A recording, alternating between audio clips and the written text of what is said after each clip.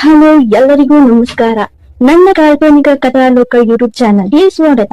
ಇನ್ನು ಯಾರೆಲ್ಲ ಸಬ್ಸ್ಕ್ರೈಬ್ ಆಗಿದ್ದು ಬೇಗ ಸಬ್ಸ್ಕ್ರೈಬ್ ಆಗಿ, ಹಾಗೆ ಮುಂದಿನ ಅಪ್ಡೇಟ್ಸ್ ಗಳಿಗಾಗಿ ಬೆಲ್ ಐಕಾನ್ ಅನ್ನು ಒತ್ತುವುದು ಮರೆಯದಿರಿ. ಶೇರ್ ಕಮೆಂಟ್ ಮಾಡೋದು ಮರೆಯದಿರಿ. ಸಿರಿ ಹಾಗೂ ಧನುಷ್ ಏನೆಲ್ಲ ಮಾತಾಡ್ಕೊಂಡ್ರು ಎಲ್ಲವನ್ನು ತಿಳಿದು ತನ್ನ ಮುಂದಿನ ನಡೆಯ ಬಗ್ಗೆ ಆಲೋಚನೆ ಮಾಡಿದ್ದಾಗಿತ್ತು ಲಂಕಾಧಿಪತಿ. ಇವೇನೂ ಗೊತ್ತಿಲ್ಲದ ಸಿರಿ ವಿರಾಜ್ ಜೊತೆಗೆ ಊಟ ಮಾಡಲು ಅವನ ಆಫೀಸಿಗೆ ಬಂದಳು.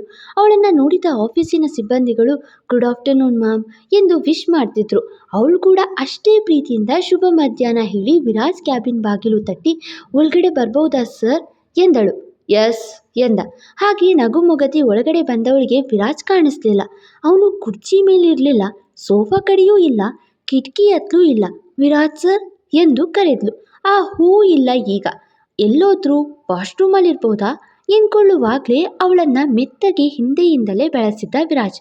ಅವನ ಸ್ಪರ್ಶಕ್ಕೆ ಸಿಹಿಯಾಗಿ ನಗುತ್ತಾ, ವಿರಾಜ್ ಸರ್ ಇದು ಆಫೀಸು ಎಂದಳು. ಅವಳ ಕಿವಿ ಬಳಿ ಬಾಗಿ, ಆಫೀಸ್ ಏನು ಕಂಡವ್ರದಲ್ಲ ಮಿಸ್, ಮಿಡಲ್ ಕ್ಲಾಸ್, ನಿನ್ನ ಪತಿರಾಯನದು ಎಂದ. ವಿರಾಜ್ ಸರ್ ಯಾರಾದ್ರೂ ಬರ್ತಾರೆ ಬಿಡಿ ಎಂದವಳನ್ನು ತನ್ನ ಕಡೆಗೆ ತಿರುಗಿಸಿಕೊಂಡವನು, ಡು ನಾಟ್ ಡಿಸ್ಟರ್ಬ್ ಬೋರ್ಡ್ ಹಾಕಿಸ್ಲ ಬಂಗಾರಿ ಎಂದ ತುಂಟತನದಿ.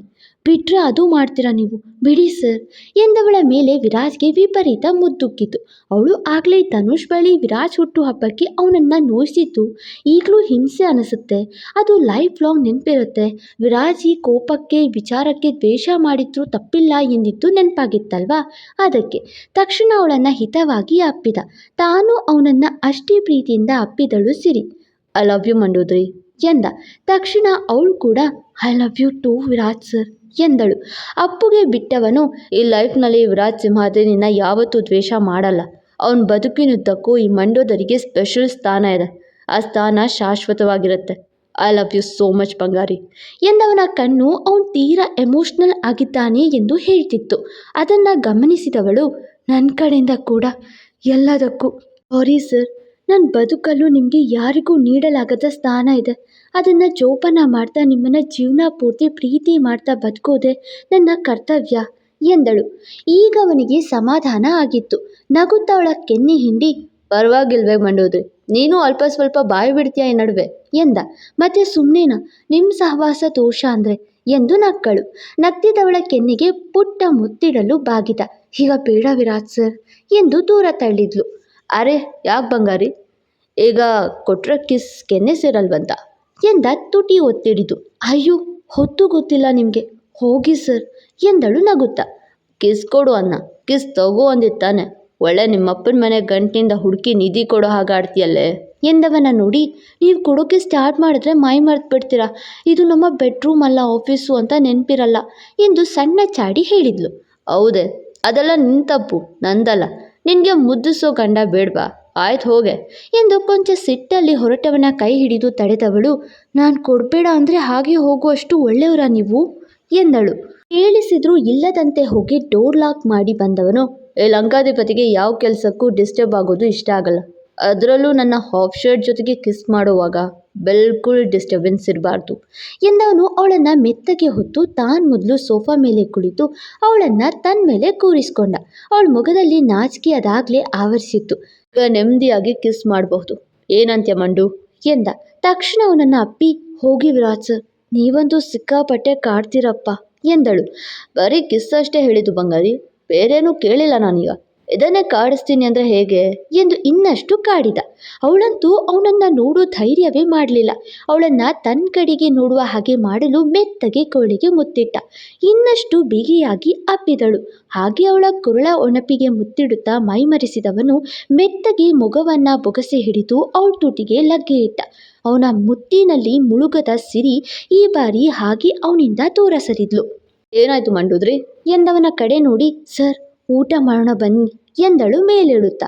ಆದರೆ ಬಿಡದವನು ಮತ್ತೆ ಕೈ ಎಳೆದು ತನ್ನ ಮೇಲೆ ಕೂರಿಸಿಕೊಂಡು, ಏನಾಯ್ತು, ಹಸಿವಾಗ್ತಿದ್ಯಾ? ನನಗಂತೂ ನಿನಗೆ ಎಷ್ಟು ಮುತ್ತು ಕೊಟ್ಟರು ಸಾಕನ್ಸಲ್ಲ. ಗೊತ್ತಿಲ್ಲ, ನಾನಿನ್ನ ಒಂದ್ಸಲ ಸೇರಿದ್ರೆ ಪದೇ ಪದೇ ಕಾಟ ಕೊಡ್ತೀನೇನು ಎಂದ ತುಂಟತನದಿ. ಹಾಗೆಲ್ಲ ಏನೂ ಆಗೋದಿಲ್ಲ ಸರ್, ಬನ್ನಿ ಎಂದವಳ ಮೊಗ ಅವನ ತುಂಟ ಮಾತಿಗೆ ನಗದೆ ಗಾಂಭೀರ್ಯದಿಂದಿತ್ತು.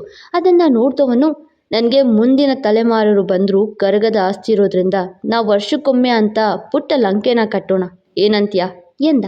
ಕೆನ್ನೆಗೆ ಮತ್ತೆ ಮುತ್ತಿಟ್ಟು, ಪುಟ್ಟ ಲಂಕೆ ಕಟ್ಟುವಷ್ಟು ದೊಡ್ಡ ಕನಸು ನೀವು ಕಾಣ್ಬೋದು, ನಾನಲ್ಲ ಸರ್ ಎಂದಳು. ಅವನಿಗೆ ಸಿಕ್ಕಾಪಟ್ಟೆ ಕೋಪ ಬಂತು.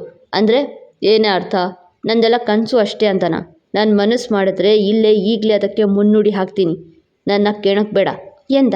ನಾನು ನಿಮ್ಮನ್ನು ಕೆಣಕ್ತಿಲ್ಲ ಸರ್, ನಿಜ ಹೇಳ್ತಾ ಇದ್ದೀನಿ. ಸುಮ್ಮನೆ ಪ್ರತಿ ಬಾರಿ ಏನೇನೋ ಆಸೆಗಳನ್ನು ಹುಟ್ಟಿಸ್ಬೇಡಿ. ನೀವು ಮುತ್ತು ಅಂತ ಶುರು ಮಾಡಿ ಆಮೇಲೆ ಎಲ್ಲಿಗೋ ತಗೊಂಡು ಹೋಗಿ ಮತ್ತೆ ಎಲ್ಲಿಗೆ ತಗೊಂಡು ಬರ್ತೀರಾ ಅನ್ನೋದು ಗೊತ್ತಿದೆ ನನಗೆ.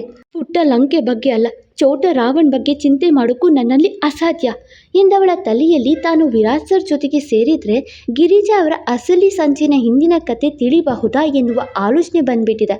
ಅದಕ್ಕೆ ಅವನನ್ನು ರೊಚ್ಚಿಗೆಬ್ಬಿಸ್ತಿದ್ದಾಳೆ. ಅಂದರೆ ನನ್ನಿಂದಾಗಲ್ಲ ಅಂತನಾ ಎಂದ. ಹಾಗಲ್ಲ ಸರ್, ಅಪ್ಪ ಸರಿ ಹೋಗಬೇಕು, ಪರಿ ಮತ್ತು ವಿದ್ಯುತ್ ಲೈಫ್ ಸರಿ ಹೋಗಬೇಕು. ನಿಮ್ಮ ಮನೆಯಲ್ಲಿರೋ ಅಡಚಣೆಗಳು ಒಂದಾ ಎರಡ, ಅವೆಲ್ಲ ಸರಿ ಹೋಗೋ ಮುನ್ನ ನಮಗೆ ವಯಸ್ಸಾಗಿರುತ್ತೆ ಎಂದಳು. ಅಂದರೆ ನಿನಗೀಗ ಮಗು ಬೇಕು ಅಂತ ಇಂಡೈರೆಕ್ಟಾಗಿ ಕೇಳ್ತಿದ್ಯಾ ಎಂದ.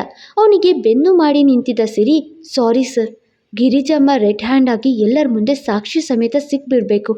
ಆಗಷ್ಟೇ ಈ ಕಥೆಯಲ್ಲಿ ಸತ್ಯ ಅಸತ್ಯದ ಬಗ್ಗೆ ಅನಾವರಣ ಆಗೋದು. ಅದಾಗಬೇಕು ಅಂದರೆ ನನ್ನ ನಿಮ್ಮ ಹನಿಮೂನ್ ಬಗ್ಗೆ ಮನೆಯಲ್ಲಿ ಸುದ್ದಿ ಆಗಬೇಕು. ಅದಕ್ಕಾಗಿ ಈ ರೀತಿ ಕೇಳಿಸ್ತಿದ್ದೀನಿ, ನಿಜವಾಗ್ಲೂ ಸಾರಿ ಎಂದು ಮನಸ್ಸಲ್ಲೇ ಹೇಳ್ಕೊಳ್ಳುವಾಗ ಒರಟಾಗಿ ಅವಳ ತೋಳು ಬೆಳೆಸುವ ವಿರಾಜ್ ಪ್ರಶ್ನೆ ಕೇಳಿದ್ದು ಕಿವಿ ತನಕ ಬರಲಿಲ್ವಾ? ಬಂದರೂ ನೆಗ್ಲೆಕ್ಟ್ ಮಾಡುವಷ್ಟು ಕೊಬ್ಬ ನಿನಗೆ ಈ ಮಗು ಬೇಕಾ ಎಂದೆ ಎಂದ. ಕೋಪ ಮಾಡ್ಕೋಬೇಡಿ ಸರ್, ನಂದು ಲೇಟ್ ಮ್ಯಾರೇಜ್, ಏಜ್ ಆದರೆ ಮಕ್ಕಳಾಗಲ್ಲ, ಆಮೇಲೆ ಮೆಡಿಸಿನ್ಸ್ ತಗೋಬೇಕು, ಅದಕ್ಕೆ 30 ಮೀರೋ ಮುನ್ನ ಮಗು ಮಾಡ್ಕೊಳ್ಳೋಣ ಅಂತ ಅಂದೆ ಅಷ್ಟೇ ಎಂದು ಸಮಾಧಾನದಿಂದ ಬುದ್ಧಿ ಬೆಳೆಸಿ ಕೇಳಿದ್ಲು. ಆಗ ತೋಳು ಬಿಟ್ಟು ಕೆಲ ನಿಮಿಷ ಆಲೋಚಿಸುತ್ತಾ ನಿಂತ. ಮಗು ಬೇಕಾ ಅಂದರೆ ಈಗ ಬೇಕು ಅಂದರೆ ಏನೂ ಹೇಳದೆ ಯಾಕೆ ಸೈಲೆಂಟ್ ಆಗಿದ್ದೀರಾ ಲಂಕಾಧಿಪತಿಗಳೇ ಎಂದಳು ನಗುತ್ತಾ ಟೇಬಲ್ ಮೇಲಿದ್ದ ನೀರು ಕುಡಿಯುತ್ತಾ. ಕೆಲ ನಿಮಿಷಗಳೇ ಆಲೋಚಿಸಿದ ವಿರಾಜ್, ಅಲ್ಲ ಮನೆಯಲ್ಲಿ ಅಷ್ಟು ಸಮಸ್ಯೆ ಇದ್ರೂ ಮಂಡೋದ್ರೆ ಮಗು ಬೇಕು ಅಂತ ಯಾಕೆ ಹಠ ಮಾಡ್ತಿದ್ದಾಳೆ? ಇದರ ಹಿಂದೆ ಇರೋ ಕಾರಣ ಏಜಾ ಇಲ್ಲ ಗಿರಿಜಾ ಮೇಡಮ್ಮ? ತನ್ನಲ್ಲೇ ಲೆಕ್ಕಾಚಾರ ಹಾಕ್ತಾ, ಆದರೂ ಈ ಪ್ಲ್ಯಾನ್ ಇಟ್ಕೊಂಡು ಗಿರಿಜಾ ಮೇಡಮ್ ಅವರ ಪ್ಲ್ಯಾನ್ ಬಗ್ಗೆ ತಿಳ್ಕೋಬಹುದು ಎಂದು ನಿರ್ಧರಿಸಿ, ಸರಿ ಫಸ್ಟ್ ನೈಟ್ಗೆ ನಾನು ಯಾವತ್ತು ಅರೇಂಜ್ ಮಾಡಿಸ್ಲಿ ಎಂದ. ತಕ್ಷಣ ನೀರು ಕುಡಿತಿದ್ದವಳಿಗೆ ನೆತ್ತಿಗೇರಿತ್ತು. ಹಾಗೆಯೇ ಬಂದು ನೆತ್ತಿ ತಟ್ಟುತ್ತಾ, ನಿಧಾನ ಬಂಗಾರಿ ಎಂದು ಕೂರಿಸಿ, ನಿನಗೆ ಕಂಫರ್ಟೇಬಲ್ ಆಗಿರಬೇಕಲ್ವಾ, ಅದಕ್ಕೆ ಕೇಳಿದ್ದು. ಯಾವತ್ತು ಅಂತ ನೀನೇ ಡಿಸೈಡ್ ಮಾಡು, ಆಗ ನಾನು ಓಕೆ ಮಾಡ್ತೀನಿ ಎಂದ. ವಿರಾಟ್ ಸರ್, ನಾವು ಡೈರೆಕ್ಟಾಗಿ ಫಸ್ಟ್ ನೈಟ್ ಮಾಡ್ಕೊಳ್ಳೋದು ಬೇಡ, ಮೊದಲು 1-2 ದಿನ ಎಲ್ಲಾದರೂ ಸುತ್ತಾಡೋಣ, ನಾನು ನೀವು ಇಬ್ಬರೇ, ಆಮೇಲೆ ಎಂದು ಹೇಳ್ತಿದ್ದವಳ ಮುಖ ನೋಡ್ತಾ, ನಾನು ಮಂಡೋದ್ರೆ ಇಷ್ಟೆಲ್ಲ ಫಾಸ್ಟ್ ಇಲ್ಲ ಅಂತ ನನಗೆ ಗೊತ್ತು, ಆದರೆ ಅವಳ ಪ್ಲ್ಯಾನ್ ಅರ್ಥ ಆಗ್ತಿಲ್ವಲ್ಲ. ಫಸ್ಟ್ ನೈಟ್ ಬೇಕು ಅಂತಾಳೆ, ಸುತ್ತಾಡೋಣ ಅಂತಾಳೆ, ಮಗು ಬೇಕು ಅಂತಾಳೆ, ಏನು ಇವಳು ಗೋಳು? ತನ್ನಲ್ಲೇ ಹೇಳ್ಕೊಂಡು, ಅಂದರೆ ಹನಿಮೂನ್ ಬಗ್ಗೆ ಹೇಳ್ತಿದ್ಯಾ ನೀನು ಎಂದು ಮೆತ್ತಗೆ ಮೃದುವಾಗಿ ಕೇಳಿದ. ಹೌದು ಸರ್ ಎನ್ನುವಂತೆ ತಲೆ ಆಡಿಸಿದ್ಲು. ಓಕೆ ಹೋಗೋಣ ಎಂದ. ಅವಳಿಗಂತೂ ಇವನು ಇಷ್ಟು ಈಸಿಯಾಗಿ ಒಪ್ಪಿದ್ನಾ ಎಂಬ ಡೌಟ್ ಬಂದು, ನಿಜ ಎಂದಳು. ನಿಜ ಎಂದ. ಥ್ಯಾಂಕ್ಸ್ ಸರ್ ಎಂದು ಅಪ್ಪಿದಾಗ, ಅದರ ಒಂದು ಕಂಡೀಷನ್ ಎಂದ. ಏನದು ಎಂದಳು. ಪ್ಲೇಸ್ ಮಾತ್ರ ನಾನು ಡಿಸೈಡ್ ಮಾಡ್ತೀನಿ ಎಂದ. ಓಕೆ ಎಂದು ಅವನೆದಿಗೆ ಹೊರಗಿದ್ಲು. ಅವಳನ್ನು ಗುಬ್ಬಿಯಂತೆ ಅಪ್ಪಿ, ಒಂದೇ ಕಲ್ಲಲ್ಲಿ 2 ಅಕ್ಕಿ ಹೊಡೆಯೋಣ ಎಂದುಕೊಂಡು ನಕ್ಕನು. ಈಗ ಈ ಹನಿಮೂನ್ ವಿಚಾರ ಗಿರಿಜಮ್ಮನ ಮುಂದೆ ಹೇಗಾದರೂ ಮಾಡಿ ಹೇಳಬೇಕು. ಅವ್ರು ಖಂಡಿತ ನನ್ನ ವಿರಾಟ್ ಸರ್ನ ಹನಿಮೂನಿಗೆ ಹೋಗೋಕ್ಕೆ ಬಿಡಲ್ಲ, ಏನಾದರೂ ಕಿತಾಪತಿ ಮಾಡ್ತಾರೆ. ಆಗ ಅವರನ್ನು ರೆಡ್ ಹ್ಯಾಂಡಲ್ನಲ್ಲಿ ಸಿಕ್ಕಿಸಿ ಸತ್ಯ ಅನಾವರಣ ಮಾಡ್ತೀನಿ ಎಂದ್ಕೊಂಡು ಸಿರಿ. ಗಂಡ ಒಂಥರ ಆಲೋಚನೆ ಮಾಡಿದ್ರೆ ಹೆಂಡತಿ ಮತ್ತೊಂಥರ, ಆದರೆ ಇಬ್ಬರ ಗುರಿ ಒಬ್ಬರೇ. ಈ ಸತಿ ಗಿರಿಜಮ್ಮನ ಮುಖ ಕಳಚಿ ಬೀಳುತ್ತಾ ನೋಡೋಣ. ಮನೆಗೆ ಬಂದವನೇ ಸಿರಿ ಹೇಳಿದ ಹಾಗೆ ಗಿರಿಜಾ ಹಾಗೂ ಧೀರೇಂದ್ರ ಅವರ ಮದುವೆ ಫೋಟೋನ ಎಲ್ಲಿ ನೋಡ್ದೆ ಎಂದು ಆಲೋಚನೆ ಮಾಡ್ತಾ ಸ್ನಾನ ಮುಗಿಸ್ತಾನೆ. ಎಲ್ಲೋ ಒಂದು ಕಡೆ ತನ್ನ ಅಪ್ಪ ಅಮ್ಮನ ಆಲ್ಬಮ್ನಲ್ಲಿ ನೋಡಿದ ನೆನಪು. ಹೀಗಾಗಿ ಅಮ್ಮನ ಬಳಿ ಬಂದ. ಸುಶೀಲಾ ಅಡುಗೆ ಮಾಡ್ತಿದ್ರು. ಮಗನ ಕೂಗು ಕೇಳಿ, ಏನಪ್ಪ ವಸಿ ಎಂದಾಗ, ಅಮ್ಮ ನನಗೆ ತುಂಬ ಬೋರ್ ಆಗ್ತಿದೆ, ನಿಮ್ಮ ಮದುವೆ ಆಲ್ಬಮ್ ಕೊಡ್ತೀರಾ, ನೋಡಬೇಕು ಎಂದ. ಆಲ್ಬಮ್ಮ? ಇದ್ದಕ್ಕಿದ್ದಂತೆ ನಮ್ಮ ಆಲ್ಬಮ್ ಯಾಕೋ ಎಂದವರಿಗೆ, ಯಾಕೋ ನೋಡಬೇಕು, ಎಲ್ಲಿದೆ ಎಂದ. ಇರು ತರ್ತೀನಿ ಎಂದು ವಾರ್ಡ್ರೋಬ್ ಬಳಿ ಹೋಗಿ ಕೆಲ ನಿಮಿಷ ಹುಡುಕಿ ಬಂದು, ಅದು ಲಾಸ್ಟ್ ಟೈಮ್ ಗಿರಿ ಬಂದಿದ್ಲಲ್ಲ, ಅವಳು ಅಪ್ಪ ಅಮ್ಮನ ಫೋಟೋ ಮಾಡಿಸ್ಬೇಕು ಅಂತ ಆಲ್ಬಮ್ ತಗೊಂಡು ಹೋದ್ಲು ಎಂದಳು ಸುಶೀಲಾ. ಏನು ಗಿರಿಜಮ್ಮ ತಗೊಂಡು ಹೋದ್ರಾ ಎಂದವನ ಗಾಬರಿ ಕಂಡು, ಏನಾಯಿತು, ಅದರಲ್ಲಿ ಏನಾದರೂ ಇತ್ತಾ ಎಂದು ಅನುಮಾನದಿಂದ ಕೇಳಿದ್ಲು. ಏನಿಲ್ಲ ಎಂದು ರೂಮಿಗೆ ಹೋದ ಮಗನ ವಿಚಿತ್ರ ನಡೆ ಕಂಡು ಅಚ್ಚರಿಯಾದರೂ ಮದುವೆ ನಿಂತ ಕಾರಣವೇ ಇರಬೇಕು ಅಂತ ಸುಮ್ಮನಾದ್ರು. ರೂಮಿಗೆ ಬಂದವನು, ಅಂದರೆ ಅವ್ರ ಫೋಟೋ ಹಾಗಾದರೆ ಅದೇ ಆಲ್ಬಮ್ನಲ್ಲಿದೆ ಅನಿಸುತ್ತೆ. ಅದನ್ನು ಗಿರಿಜಮ್ಮ ಮುಚ್ಚಿಡಲು ಆಲ್ಬಮ್ ತಗೊಂಡು ಹೋಗಿರಬಹುದಾ ಎಂದ್ಕೊಂಡವ ಮತ್ತೆ ಈಚೆ ಬಂದು, ಅಮ್ಮ, ಗಿರಿಜಮ್ಮ ದೀರು ಅಪ್ಪಮ್ಮದು ಆಲ್ಬಮ್ ಇಲ್ವಾ? ಅವ್ರದ್ದು ಅವ್ರ ಮನೆಯಲ್ಲೇ ಇದೆಯಾ ಎಂದ. ಯಾಕೋ ಮದುವೆ ಆಲ್ಬಮ್ಗಳನ್ನು ಕೇಳ್ತಿದ್ಯಾ? ಏನೋ ಆಗಿದೆ ನಿಂಗೆ ಎಂದು ಸುಶೀಲಾ ಕೇಳಿದಾಗ, ಅದು ಜೋಯಿಸಿದ್ರು ಸಿಕ್ಕಿದ್ರು 4-6 ಜನರ ಮದುವೆಗೆ ಹೋಗೋದು, ಅವರ ಆಲ್ಬಮ್ ನೋಡೋದು ಮಾಡ್ತಾ ಇರೋ ಮದುವೆ ಆಗುತ್ತೆ ಅಂದರು, ಅದಕ್ಕೆ ಇಲ್ವಾ ಎಂದ. ಅವನ ಕೋಪದಲ್ಲಿ ಬಾಯಿಗೆ ಬಂದಿದ್ದೇ ಹೇಳಿದ್ದ. ಆದರೆ ಜೋಯಿಸರನ್ನು ನಂಬುವ ಸುಶೀಲಾ ಮಾತ್ರ ನಿಜ ಎನ್ನುವ ಹಾಗೆ ನಂಬಿ, ಹಾಗಾದರೆ ನನ್ನ ಲೇಡೀಸ್ ಕ್ಲಬ್ ಅವರ ಆಲ್ಬಮ್ಸ್ ತಂದುಕೊಡ್ಲಾ ಎಂದರು. ಅವಶ್ಯಕತೆ ಇಲ್ಲ, ನಿಮ್ಮದು ಅಥವಾ ಗಿರಿಜಾ ಅಮ್ಮನ ಆಲ್ಬಮ್ ಇದ್ರೆ ಕೊಡು ಅಷ್ಟೇ ಎಂದು ತುಸು ಕೋಪದಿಂದ ನುಡಿದ. ಅವಳು ಆಲ್ಬಮ್ ಇಲ್ಲ ಕಣೋ, ತರಾತುರಿಯಲ್ಲಿ ಮದುವೆ ಆಗಿದ್ದಲ್ವ ಅವಳು, 1-2 ಫೋಟೋ ಇಷ್ಟೇ ಇತ್ತು ಎಂದರು. ತರಾತುರಿ ಅಂದರೆ ಏನಮ್ಮ ಎಂದ. ಅವಳದೇನು ಮುಹೂರ್ತ ನೋಡಿ ಆದ ಮದುವೆನಾ ಎಂದು ಸುಶೀಲಾ ಕಣ್ಣುಗಳು ಅತ್ತಿತ್ತ ಅಲೆದಾಡಿದ್ವು. ಅದು ಅದು ಎಂದು ಆಕೆ ರಾಗ ತೆಗೆಯುವಾಗ ಬರುವ ಆರ್ಯಾನಂದ್ ಅವರ ಪರ್ಸ್ನಲ್ ವಿಚಾರ, ಅದು ನಿನ್ಗ್ಯಾಕೆ ಅದೆಲ್ಲ? ಅಲ್ಲ, ಕಂಡವ್ರ ಬಗ್ಗೆ ಯೋಚನೆ ಮಾಡ್ತೀಯ? ನಿನ್ನ ತಂದೆ ತಾಯಿಗೆ ವಯಸ್ಸಾಗ್ತಿದೆ, ಯಾವಾಗ ಅವರು ಕಣ್ಮುಚ್ತಾರೆ ಅಂತ ಗೊತ್ತಾ ನಿಂಗೆ? ಸ್ವಲ್ಪ ನಮ್ಮ ಜೀವಕ್ಕೆ ಬೆಲೆ ಕೊಡು.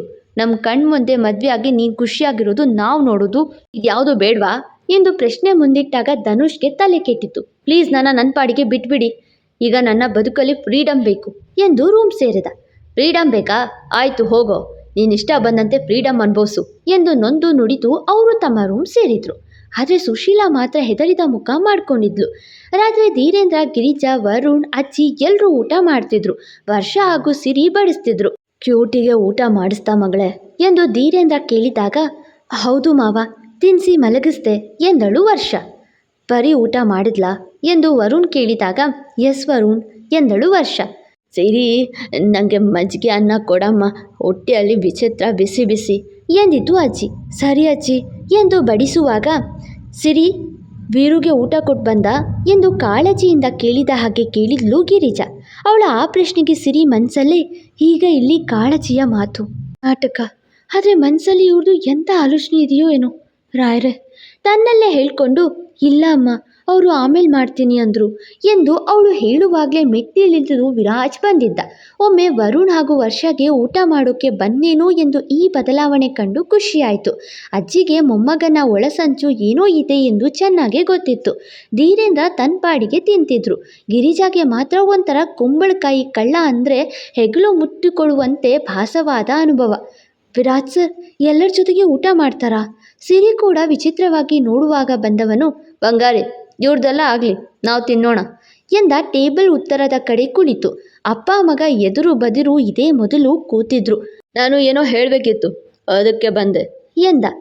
ಏನದು ವೀರ್ ಎಂದು ವರುಣ್ ಕೇಳಿದಾಗ, ಅದು ನಾನು ನಾಡಿದ್ನಿಂದ ಊರಲ್ಲಿರಲ್ಲ ಎನ್ನುತ್ತಾ ಅವನೇ ಓರ ನೋಟ ಗಿರಿಜಾ ಕಡೆಗೆ ಹಾರಿತು. ಅವಳು ತಟ್ಟಿಯಲ್ಲಿ ಕೈಯಾಡಿಸುತ್ತಾ ಕೂತಿದ್ಲು.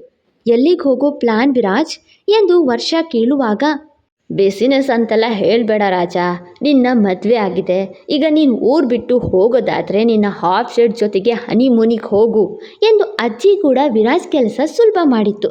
ಅಜ್ಜಿ ಹನಿಮೂನ್ ಎಂದಿದ್ದೇ ಗಿರಿಜಾ ನೀರು ಕುಡಿಯುವ ಗ್ಲಾಸ್ ಕೈ ಬಿಟ್ಟಿದ್ಲು. ನೀರು ಚೆಲ್ಲೋಗಿತ್ತು. ಅಮ್ಮ, ನಾನು ಕ್ಲೀನ್ ಮಾಡ್ತೀನಿ ಬಿಡಿ, ನೀವು ತಗೊಳ್ಳಿ ಬೇರೆ ಗ್ಲಾಸ್ ಎಂದು ವರ್ಷ ಬೇರೆ ಗ್ಲಾಸ್ ಕೊಟ್ಟು, ಸಿರಿಗೆ, ವಿರಾಜ್ಗೆ ಇಬ್ಬರಿಗೂ ಗಿರಿಜಾ ಆತಂಕ ಏನೋ ಗೊತ್ತಾಗಲಿಲ್ಲ. ಆದರೆ ಆತಂಕಕ್ಕೆ ಕಾರಣ ಹನಿಮೂನ್ ಎಂದು ಗೊತ್ತಾಗಿತ್ತು. ಗ್ರಾನಿ, ನೀವು ಮೊನ್ನೆ ಹೇಳಿದ್ರಲ್ವ ಮದುವೆ ಅಂದರೆ ಏನು ಅಂತೆಲ್ಲ, ಅದೆಲ್ಲ ಅರ್ಥ ಆಗಿದೆ ನನಗೆ. ಅದಕ್ಕೆ ನಾನು ನೀವು ಹೇಳಿದ ಹಾಗೆ ಹನಿಮೂನಿಗೆ ಹೋಗೋ ಪ್ಲ್ಯಾನ್ ಮಾಡಿದ್ದೀನಿ ಎಂದು ಎಲ್ಲರೆದುರು ರಾಜಾರೋಷವಾಗಿ ಹೇಳಿದ. ವರುಣ್ ವರ್ಷಗೆ ಖುಷಿಯಾಯಿತು. ಧೀರೇಂದ್ರ ಅವ್ರದ್ದೇನೂ ಪ್ರತಿಕ್ರಿಯೆ ಇಲ್ಲ. ಗಿರಿಜಾಗ್ ಮಾತ್ರ ಅಲ್ಲಿರಲು ಖಾಸಿಯಾಯಿತು. ತಕ್ಷಣ ಎದ್ದು ನಿಂತಳು. ಸೀರೆ ಒದ್ದೆ ಆಗಿದೆ, ನಂದು ಊಟ ಮುಗೀತು ಎಂದು ಅಲ್ಲಿಂದ ಹೊರಟಳು. ಅವಳು ಹೋದ ಮೇಲೆ ಧೀರೇಂದ್ರ ಊಟ ಮುಗಿಸಿ ಹೋದ್ರು. ಅಜ್ಜಿ ಮಾತ್ರ, ರಾಜ, ಹಾಗಂದ್ರೆ ಬೇಗ ನನಗೆ ಪುಟ್ಟ ರಾಜನನ್ನ ಕೊಡ್ತೀಯಾ ಎಂದು ಕೇಳಿ ಸಿರಿ ಮುಖ ನೋಡಿದಾಗ ಅವಳು, ಮಜ್ಜಿಗೆ ತರ್ತೀನಿ ಅಜ್ಜಿ ಎಂದು ಅಡುಗೆ ಮನೆಗೆ ಹೋದ್ಲು. ನಾಚಿಕೆ ಆವರಿಸಿತ್ತಲ್ವ, ಅದಕ್ಕೆ. ಕೊಡೋಣ ಗ್ರಾಣಿ, ಈ ಮನೆಗೆ ಚೋಟ ರಾವಣ್ ಬರೋದು ದೂರದಲ್ಲಿಲ್ಲ ಎಂದು ಜೋರಾಗಿ ಹೇಳ್ತಾ ಮೇಲೆ ರೂಮಿಗೆ ನಡೆದು ಹೋಗ್ತಿದ್ದ ಗಿರಿಜಾ ಕಡೆ ನೋಡಿದ. ಅವಳು ಇನ್ನೂ ಅವನ ಕಡೆಗೆ ನೋಡ್ತಿದ್ಲು. ಯಾವಾಗ ಅವನು ಅವಳ ಕಡೆ ನೋಡಿದ್ನೋ ಆಗ ರೂಮ್ ಒಳಗೆ ಹೋಗಿ ಬಾಗಿಲಾಕೊಂಡ್ಳು. ಬೇಗ ಬೇಗ ಬರಲಿ ರಾಜ. ಈ ಗ್ರಾನಿಗೆ ಪುಟಾಣಿ ಕ್ಯೂಟಿನ ನೋಡ್ದಾಗಿದೆ, ಇನ್ನು ಪುಟಾಣಿ ರಾಜನ ನೋಡಿದ್ರೆ ಅಲ್ಲಿಗೆ ಈ ಬದುಕು ಸಾರ್ಥಕ ಎಂದು ಖುಷಿ ಪಡುತ್ತಾ ಹೇಳಿ ಮೊಮ್ಮಗನಿಗೆ ಕಣ್ಣು ಹೊಡಿತು. ಹೆಬ್ಬೆಟ್ಟು ಮೇಲೆ ಮಾಡಿ ಸಕ್ಸಸ್ ಎಂದಿತ್ತು ಅಜ್ಜಿ. ಮುಂದೆ ಗಿರಿಜಾ ಮುಂದಿನ ನಡೆ ಏನು? ಮುಂದಿನ ಸಂಚಿಕೆಯಲ್ಲಿ ನಾವೆಲ್ಲಿಗೆ ಹೋಗ್ತಿದ್ದೀವಿ ಸರ್ ಎಂದಳು. ಹನಿಮೂನಿ ಕಣ, ಏನು ಕಿವಿಯಲ್ಲಿ ಹತ್ತಿ ಇಟ್ಕೊಂಡಿದ್ದೇನೆ ಎಂದ. ಅಯ್ಯೋ ಹಾಗಲ್ಲ ಸರ್, ಹನಿಮೂನಿಗೆ ಯಾವ ಪ್ಲೇಸ್ ಅಂತ ಹೇಳಿ ಎಂದಳು. ಪ್ಲೇಸ್ ಯಾವುದಿದ್ರೇನು ಬಂಗಾರಿ, ಕೆಲಸ ಮುಖ್ಯ ಅಲ್ವಾ ಎಂದು ಪೋಲಿ ಮಾತಾಡಿದಾಗ ಪ್ಲೀಸ್ ಹೇಳಿ ಸರ್ ಎಂದು ಹಠ ಹಿಡಿದ್ಲು. ಆಗ ಅವರ ಮನೆ ಮುಂದೆ ಬಂದಿದ್ದು ಬೇರೆ ಯಾರೂ ಅಲ್ಲ, ಬುಡುಬುಡುಕಿಯವರು. ಅದೇ ಗಿರಿಜಾಳ ಸಂಚು ಇರಬಹುದೇನೋ. ಫಾಲೋ ಮಾಡಿ ಕಾಲ್ಪನಿಕ ಕಥಾಲೋಕ. ಮತ್ತೆ ಸಿಗುವ.